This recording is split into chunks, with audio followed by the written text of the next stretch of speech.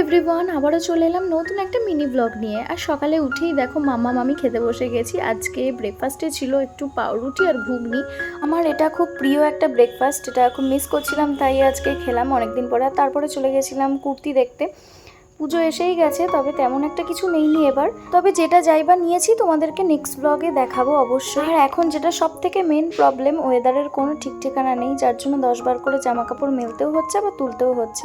তো একদিকে দেখতে পাচ্ছ পুরো মেঘ করে আছে, আর একদিকে আকাশটা পরিষ্কার। তো এই আর কি। আর এই ওয়েদারটা ভীষণই ভালো লাগে, মানে ঝাঁচকচকে রোদের পরে হঠাৎ মেঘ করে আসে, মানে ঝড়োটা ব্যাপারটা ভীষণই ভালো লাগে। আর এখানে দেখো এক ফসলা বৃষ্টি হওয়ার পরে ছাদে আবার গেছিলাম, আর গাছের ফসল তুললে খেতে বেশ ভালোই লাগে। তো অনেকগুলো বেগুন হয়েছে এখানে তুললাম, তারপরে লঙ্কা হয়েছে গাছ ভর্তি, সেইগুলোকে তুলে নিলাম। আর বাড়িতে সেদিন লঙ্কাও বাড়ন্ত ছিল, তো ভাবলাম এই লঙ্কাগুলো দিয়ে রান্না করা যাক। আর দেখো পুরো ছাদটা কি সুন্দর লাগছে, মানে বৃষ্টি হয়ে। বৃষ্টি যদিও অত ভালো লাগে না আমার, তবে এখন বাড়িতে থাকি তো বেশিরভাগ টাইমটা, মাঝে মধ্যে আবার ভালোও লাগে। তো তারপরে ছিল মাম্মামের নাচের ক্লাস। তো চলো আজকের মতো টাটা, দেখা হবে নেক্সট ব্লগে।